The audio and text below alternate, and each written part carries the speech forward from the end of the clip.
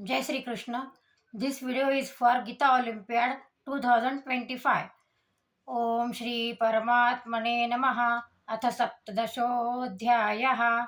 अर्जुन उवाच ये शास्त्रविधिमुत्सृज्य यजन्ते श्रद्धयान्विताः तेषान्निष्ठा तु का कृष्ण सत्त्वमाहोरजस्तमः. श्रीभगवानुवाच त्रिविधा भवति श्रद्धा देहिनां सा स्वभावजा सात्विकी राजसी चैव तामसी चेति तां शृणु. सत्त्वानुरूपा सर्वस्य श्रद्धा भवति भारत. श्रद्धामयोऽयं पुरुषो यो यच्छ्रद्धः स एव सः. यजन्ते सात्विका देवान् यक्षरक्षांसि राजसाः प्रेतान् भूतगणांश्चान्ये यजन्ते तामसा जनाः. अशास्त्रविहितं घोरं तप्यन्ते ये तपो जनाः. दम्भाहङ्कारसंयुक्ताः कामरागबलान्विताः कर्षयन्तः शरीरस्थं तान् विद्यासुरनिश्चयान्. आहारस्त्वपि सर्वस्य त्रिविधो भवति प्रियः. यज्ञस्तपस्तथा दानं तेषां भेदमिमं शृणु. आयुस्सत्त्वबलारोग्य सुखप्रीतिविवर्धनाः. रस्या स्निग्धा स्थिरारुद्या आहाराः सात्विकप्रियाः. कट्वं ललवनात्युष्ण तीक्ष्णरूक्षविदाहिनः. आहारा राजसस्येष्टा दुःखशोकामयप्रदाः. यातयामङ्गतरसं पूतिपर्युषितं च यत् उच्छिष्टमपि चामेध्यं भोजनं तामसप्रियम्.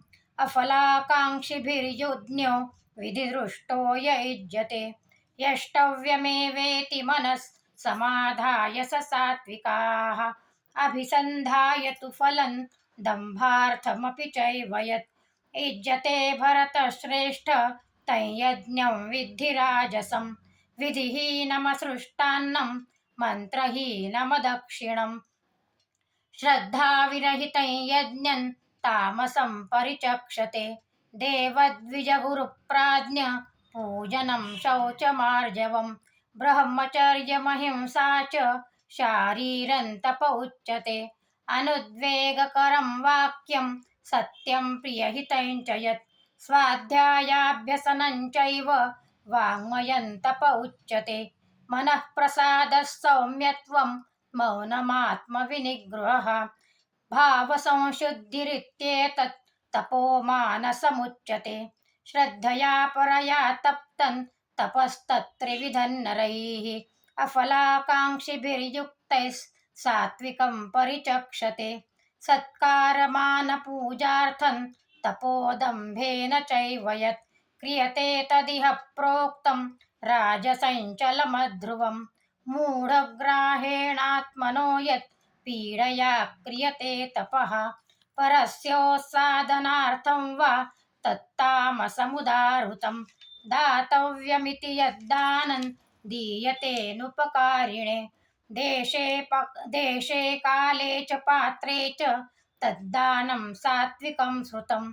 यत्तु प्रत्युपकारार्थं फलमुद्दिश्य वा पुनः दीयते च परिक्लिष्टं तद्दानं राजसं स्मृतम्. अदेशकाले यद्दानम् अपात्रेभ्यश्च दीयते असत्कृतमवज्ञातं तत्तामसमुदाहृतम्. ॐ तत्सदिति निर्देशो ब्रह्मणस्त्रिविधः स्मृतः. ब्राह्मणास्तेन वेदाश्च यज्ञाश्च विहिताः पुरा. तस्मादोमित्युदाहृत्य यज्ञदानतपक्रियाः प्रवर्तन्ते विधानोक्ता सततं ब्रह्मवादिनां. तदित्यनभिसन्धाय फलं यज्ञतपक्रियाः.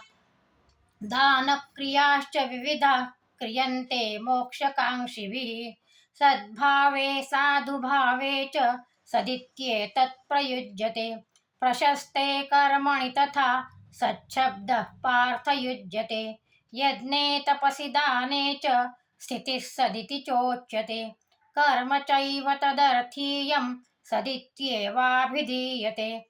अश्रद्धया हुतं दत्तं तपस्तप्तं कृतं च यत् असदित्युच्यते पार्थ न च तत्प्रेत्य नो इह।